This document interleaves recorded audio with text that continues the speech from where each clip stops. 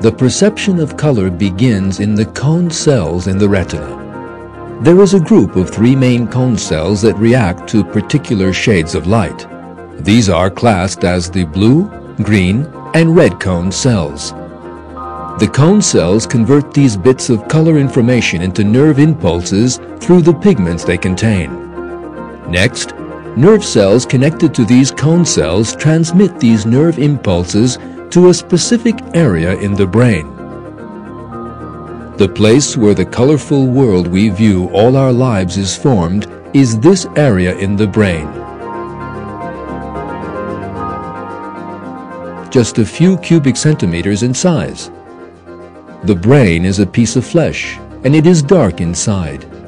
In this lightless brain of ours, nerve impulses from objects are deciphered, and the colors and all other qualities of the object are formed as a perception.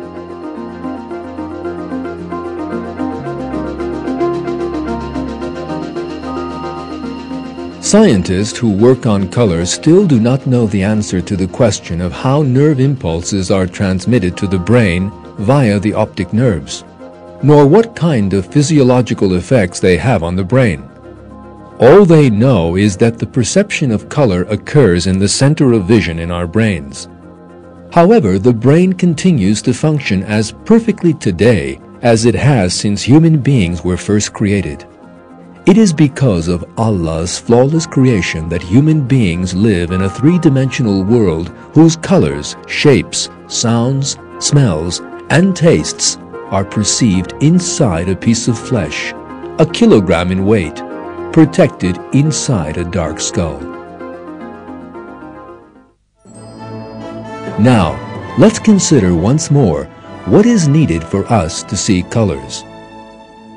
The sun emits rays to form a colorful world. The atmosphere allows only those rays to pass that are necessary to sustain life. Objects reflect the sun's rays according to a definite plan in such a way as to produce color. The eye converts the rays reaching it into nerve impulses. These nerve impulses are sent to a dark area of the brain. And at every moment inside this dark piece of flesh, we see a world of color.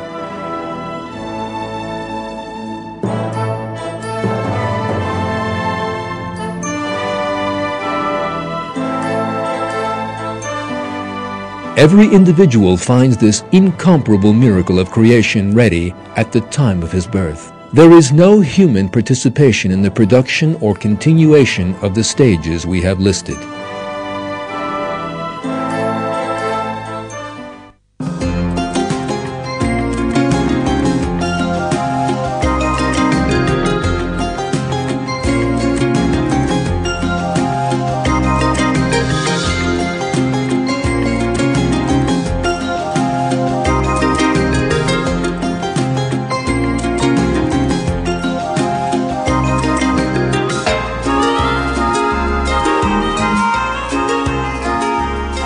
It is Allah who has created all the colors of the world and placed human beings to live in this colorful world.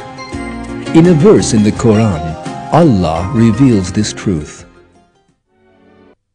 Do you not see that Allah sends down water from the sky, and by it we bring forth fruits of varying colors?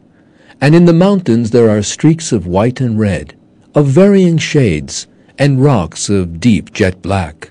And mankind and beasts and livestock are likewise of varying colors.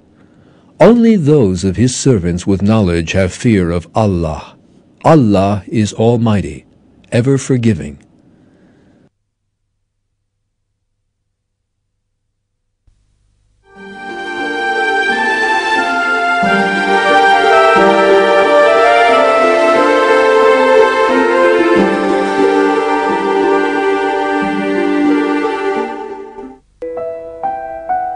Light, a blessing that brings color to our world, is not only important for human life.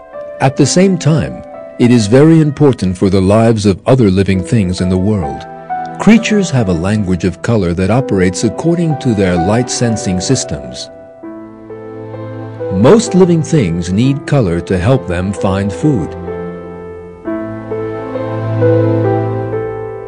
For example, sunbirds. This species of bird feeds on the nectar of this shiny red flower. The flower's bright color allows the birds to find food easily.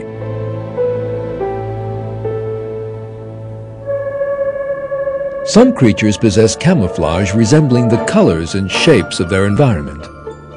This allows them to hide from their enemies.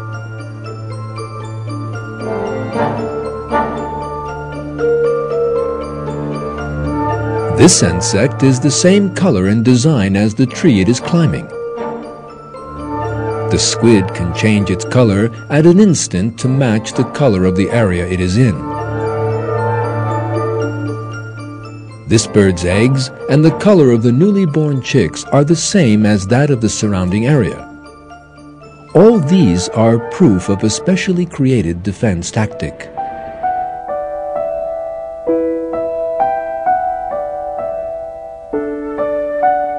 If this creature on the leaf did not move, you would not know that it was an insect.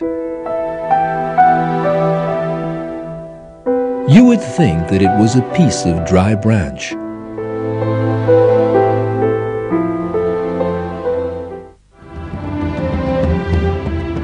Some creatures use their colors and designs to warn their enemies and keep them at a distance. For example, this butterfly opens its wings wide and shows its enemy spots that resemble the eyes of an owl.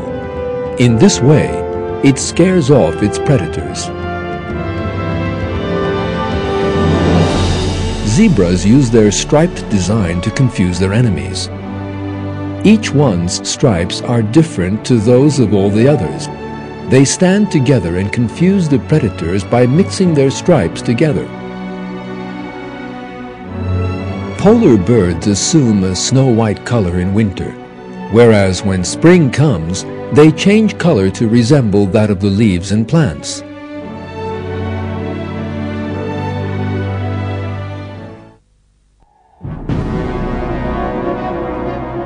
These creatures are quite unaware of the wonderful works of art that they carry with them. They cannot by their own will create a design on their bodies that will perfectly imitate the environment they live in. Such a wonderful artistry and strategy of camouflage to protect creatures' lives cannot have come about by chance. There is no doubt that it is Allah, Lord of all the worlds, who created these living things from nothing and placed this wonderful decoration on their bodies to allow them to survive. Allah encompasses everything and every creature in the heavens and on the earth. In a verse of the Quran, Allah says, "And in your creation and all the creatures He has spread about, there are signs for people with certainty."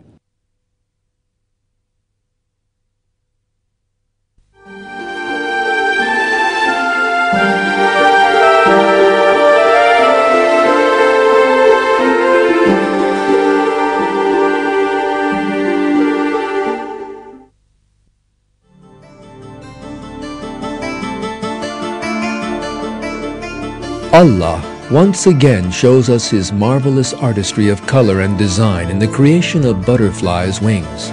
Now, let's look closely at the wings of butterflies, each of which is a work of art, and see how these wonderful designs came to be.